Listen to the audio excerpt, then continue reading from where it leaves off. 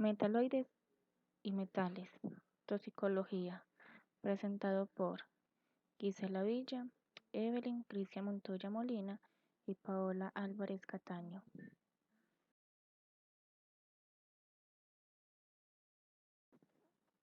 Metales son elementos químicos capaces de conducir electricidad y calor. Unos aparecen en forma de elementos inactivos como el cobre, el oro y la plata, y otros se obtienen a partir de óxidos, sulfuros, carbonatos y fosfatos. Sus características son 4. Tenacidad, que pueden recibir fuerzas bruscas sin romperse. Dúctiles, que es posible moldearlos en hilos o alambres. Maleables, que se convierten en láminas al ser comprimidos. Y resistencia mecánica, resisten esfuerzos de tracción, presión, torsión y compresión sin deformarse. Se pueden clasificar en dos tipos, ferrosos y no ferrosos. En los ferrosos podemos encontrar los aceros, el hierro fundido, y en los no ferrosos podemos encontrar los metales ligeros, metales pesados, metales no pesados y aleaciones. Dentro de la clasificación de los metales, entonces tenemos los ferrosos, que contienen hierro como elemento base, son opacos, duros y se convierten en altas temperaturas. Entonces tenemos el acero, que resulta de la unión del hierro con el carbonato, siendo una aleación ferrosa y no un metal puro. Presentan baja oxidación y corrosión. La cantidad de carbono que tenga va a determinar la forma, si es blanda, intermedia, dura, inoxidable, galvanizado y para latas. Existen más de 5.000 tipos de aceros distintos. Su información puede ampliarse en la norma UNE 36010, que es una clase de especie de Biblia del acero y es más utilizado para las infraestructuras, el sector construcción y automoción. Y el hierro fundido, que es una aleación del silicio, carbono, azufre, magnesio y fósforo. Y tenemos el no ferroso, que prescinden de elementos de hierro, que son metales ligeros con densidad inferior que oscila entre los 4.5. Entre ellos tenemos el aluminio y el titanio. Metales pesados presentan una densidad alta y generalmente son tóxicos para los seres humanos. Como ejemplo tenemos el mercurio, el níquel, el cromo, el cobre y el plomo. Metales no pesados ultraligeros como el magnesio y el berilio, aleaciones que están compuestos por diversos elementos y cuyos usos son de orfebrería, es decir, que es el arte y la técnica de hacer objetos artísticos con oro, plata u otros elementos o metales preciosos. Ejemplos de metales y actividades perjudiciales para la salud. Entonces tenemos en el tema de la labor, el tema de soldadura por arco. En el sector productivo sería secundario transformación de materias primas. Los trabajadores afectados serían principalmente los soldadores. El tipo de contaminante depende del tipo de la soldadura que ellos usen, del material y de aporte y de su recubrimiento. Efectos para la salud. Tenemos que en el caso de la soldadura y acero inoxidable de alta aleación, ricos en cromo y níquel, presentan un mayor riesgo de producir cáncer de pulmón. Tenemos la exposición crónica a humos de magnesio que pueden producir efectos sobre el sistema nervioso central, una enfermedad parecida al Parkinson. Soldar acero estándar. El humo de esta soldadura contiene partículas de óxido de hierro que pueden producir siderosis. Al soldar acero galvanizado se liberan partículas de óxido de zinc causantes de la fiebre del fundidor del zinc o fiebre de humo. Y cuando la soldadura se realiza sobre materiales pintados con pinturas de dos componentes o tratamientos de poliuretano, existe un riesgo elevado de exposición a isocianatos, los cuales pueden causar asma ocupacional y cáncer. Control y prevención. Tenemos la ventilación. Se requiere ventilación localizada y general. Cada situación es única, pero en general se requiere combinar sistemas como impulsión de aire y campanas. Para piezas pequeñas, las rendijas de aspiración deben situarse en un plano perpendicular al de la mesa o al lado expuesto a la posición del soldador, de forma que se origine un flujo de aire horizontal que aleje los humos del área de respiración del trabajador. Para el corte de piezas medianas, pues se pueden usar cabinas de aspiración en las que la pieza y el soldador puedan situarse en su interior. El aire se va a aspirar por la cara opuesta o la boca de la cabina de forma que se origine el flujo del aire horizontal.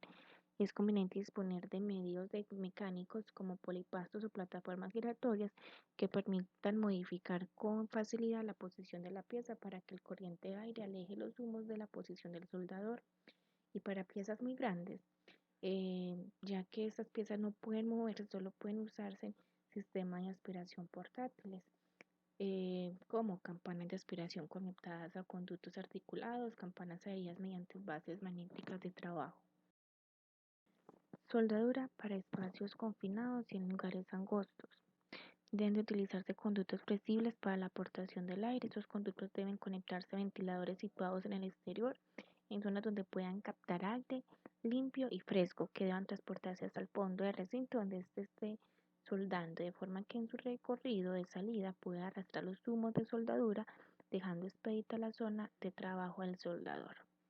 Debemos de tener en cuenta también un factor súper importante, que es el uso de elementos de protección personal para el soldador, que está compuesto por su careta, por su respectivo gorro, mascarilla respiratoria para humos metálicos.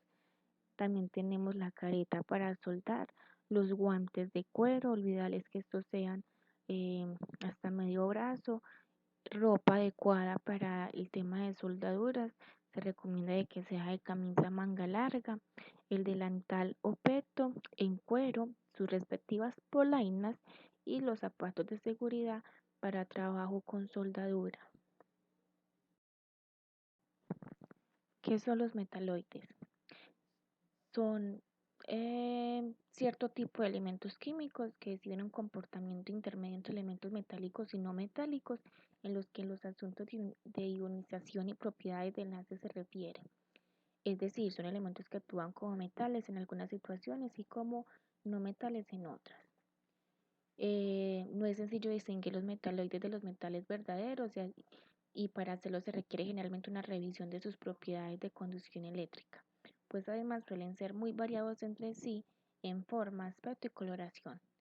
Dentro de los elementos conocidos como metaloides tenemos el boro, el silicio, el germano, el arsénico, el antimonio, el telurio, el polonio y el estacto.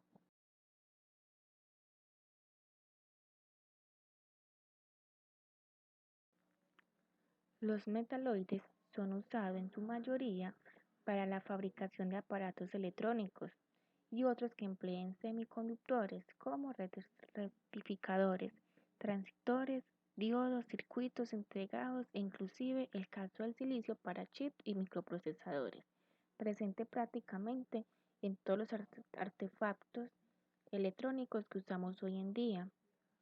Sin embargo, al ser tan variados los metaloides, presentan otros usos distintos como parte de pesticidas, materiales sellantes o catalizadores, como algunos isótopos del boro, como ejemplo útiles en la absorción de los neutrones dentro de centrales nucleares, funcionando así como agentes de regulación de reacciones atómicas.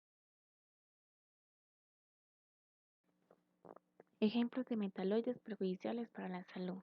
Tenemos el arsénico, que es inorgánico, utilizado en la industria minera para la fundición de metales. Pueden causar irritación de las vías respiratorias, hiperpigmentación de la piel, hiperkeratosis, diarrea, daño del sistema nervioso, daño renal, cardiotoxicidad, clasificado como cancerígeno. Tenemos el silicio, que es un elemental, es un material inerte que parece de carecer de propiedad al causar fibrosis en el tejido pulmonar.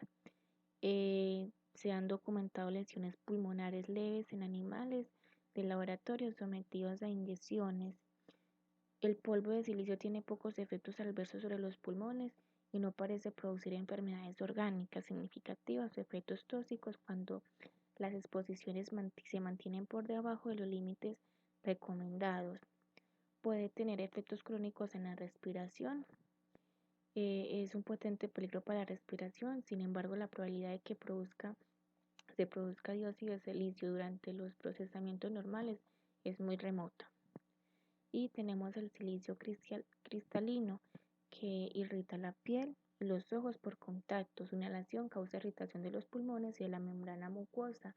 irritación en los ojos, enrojecimiento, formación de costras y picores, características de la inflamación cutánea. Vías de absorción. La toxicocinética es la parte de la toxicología industrial que estudia la forma de cómo ingresan los agentes químicos al organismo o las llamadas vías de absorción, que serían las vías respiratoria, cutánea, digestiva, vía de placentaria en la mujer embarazada y lactancia en el recién nacido, que constituyen vías de transferencia de los agentes químicos del exterior hacia el interior del organismo. Esto sucede con los metales o metaloides que ingresan al embrión o al feto y, o en el tema de la lactancia en el recién nacido o lactante. La absorción de los metales o metaloides no es otra cosa que su translocación a través de membranas biológicas que va a depender de diferentes características físico-químicas de dichos agentes, a saber, como la solubilidad, hidrosolubilidad y liposolubilidad, ionización y tamaño de la partícula, como ejemplo las sales solubles, los metales que se disocian rápidamente en el ambiente acuoso de las membranas biológicas, facilitando su transporte hacia el cuerpo o organismo, mientras que las sales insolubles son probablemente absorbidas. Es necesario recordar que los metales en su estado elemental prácticamente no interactúan con sistemas biológicos, es decir, que son prácticamente inertes, ya que generan una atracción membrana biológica. En cambio, los metales orgánicos, que en forma de iones se actúan biológicamente, ya pueden atravesar membranas biológicas. En el caso de los humos de soldadura y vapores, ingresan al organismo principalmente a través de la vía respiratoria. Es la importancia del uso de la protección respiratoria adecuada en todos los trabajadores que realicen esta actividad, y algunas partículas se producen en estos procesos también pueden ingresar al organismo por la vía digestiva. De ahí también la importancia de que los trabajadores utilicen adecuadamente sus guantes y antes de consumir cualquier tipo de alimento lavarse correctamente las manos y evitar ingerir los alimentos durante o cerca de esta actividad.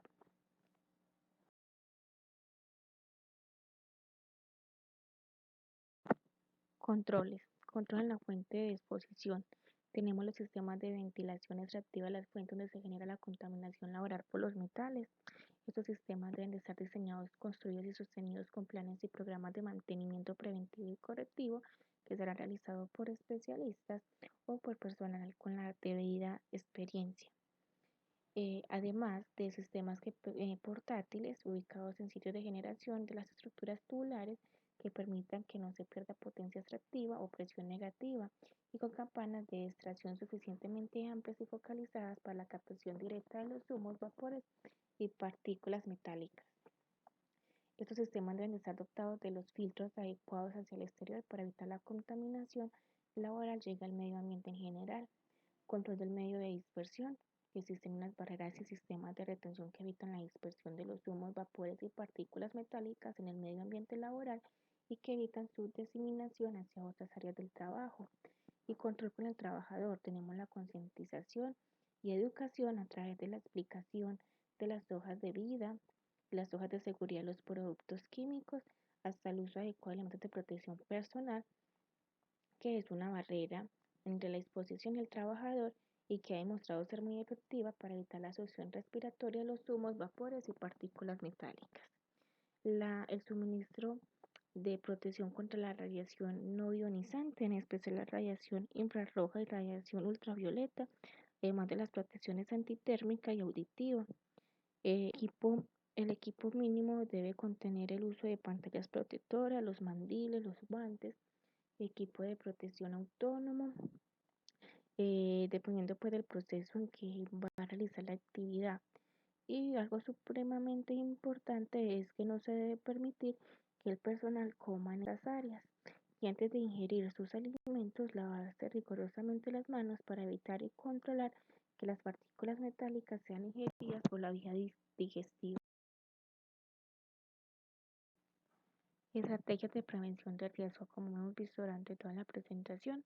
Entonces tenemos dotar al personal con los elementos de protección personal de acuerdo a la actividad que estén realizando, la extracción de vapores y humos de la soldadura por medio de cabinas, áreas de trabajo limpias y ordenadas, capacitación constante al trabajador sobre los riesgos y peligros a los que están expuestos, realización periódica de exámenes médicos de acuerdo con la actividad y enfocándoles en el sistema respiratorio, y programa de vigilancia epidemiológica enfocada en esta actividad.